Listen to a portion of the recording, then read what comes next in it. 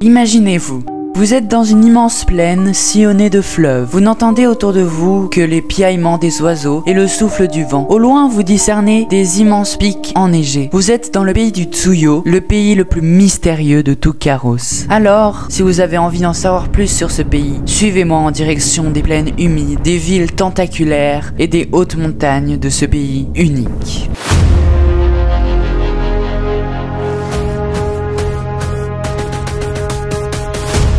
Bienvenue à Karos. Le pays du Tsuyo est un pays très différent des autres. Son isolement envers les autres royaumes lui a permis de garder des secrets bien enfouis. Pourtant, s'il vous passez à l'idée d'aller visiter ce pays, vous ne verrez que des villes animées, des paysans hospitaliers et des plaines calmes. Alors, que se cache-t-il derrière cette façade de gentillesse? C'est ce que nous allons voir dans cette vidéo. Alors accrochez-vous bien et plongeons dans les plus sombres secrets du Tsuyo.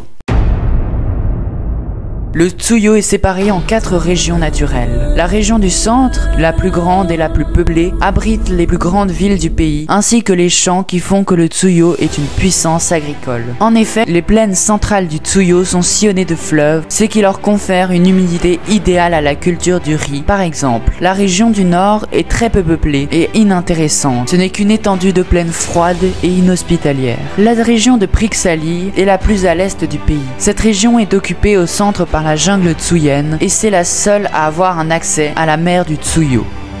Cette région est la région de Trenza. Comme vous l'avez deviné, elle contient la grande chaîne de montagnes Trenza. C'est dans cette région qu'est situé le plus haut sommet de tout Karos, le mont de Kemenei, qui culmine à 6689 mètres, bien au-dessus des autres de cette région, qui ne dépassent jamais les 6000 mètres. C'est dans cette chaîne de montagnes que prennent leur source tous les fleuves qui passent par le Tsuyo. Les plus grandes villes du pays sont situées au centre. Par exemple, Uruz, la capitale du pays, Prixal, située au milieu des plaines de l'Est, Kamor, le grand port. La culture du Tsuyo est l'une des plus riches de tout Karos. En effet, pendant plusieurs centaines d'années durant lesquelles le Tsuyo s'est séparé de Nerafur, le peuple a développé une culture incroyable.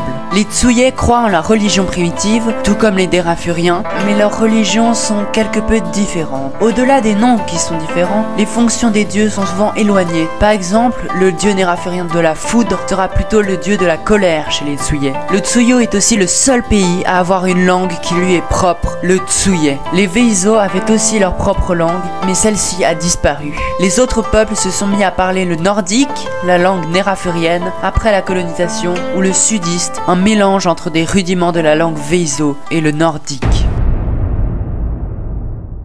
Nous allons maintenant voir l'histoire du Tsuyo. Je dois vous prévenir que ces faits seront beaucoup mieux expliqués dans d'autres vidéos, je vais donc me concentrer sur l'essentiel. Le Tsuyo est né en 1132 lors d'une révolution appelée Grande Révolution Tsuyaise. Les rebelles se sont installés à l'est du royaume de Ner, ancien nom de Nerafur, et ont fondé leur première ville baptisée Uruz. Les Tsuyais se sont ensuite retirés à l'est et n'ont revu que les autres peuples que des centaines d'années plus tard. Après que les deux pays se soient retrouvés, ils déclenchèrent plusieurs guerres nommées guerres nérapho-tsuyennes qui ont déchiré les pays nordiques. Dans les environs du 6e millénaire, le Tsuyo a commencé à coloniser les Reb, puis, sous la pression nérafurienne, les terres situées plus au sud. C'est ainsi que l'empire colonial tsuyais engloba l'Agénie plus une partie de l'île Mixlizine.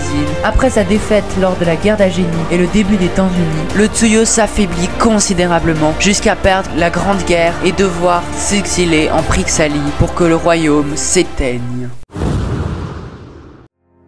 La vidéo n'est pas finie. Il existe un autre secret tsuyais dont nous n'avons pas parlé. Il s'agit de son gouvernement. La culture tsuyaise a toujours eu un gouvernement autoritaire. N'importe quel ordre de l'État devait être exécuté par des millions de personnes, ce qui, au fil des générations, a donné au gouvernement le pouvoir total. C'est cette obéissance qui a fait du Tsuyo une puissance militaire hors du commun. Grâce à ça, le Tsuyo est devenu l'un des pays les plus importants de Karos, et l'histoire s'en est souvenue, notamment lors de la première guerre d'Agénie, où le Tsuyo, au sommet de sa puissance, a affronté tous les autres pays réunis et a bien failli gagner. Si vous avez aimé cette vidéo, n'hésitez pas à la liker et à vous abonner. La prochaine parlera du pays des fées, la puissance tranquille. Au revoir.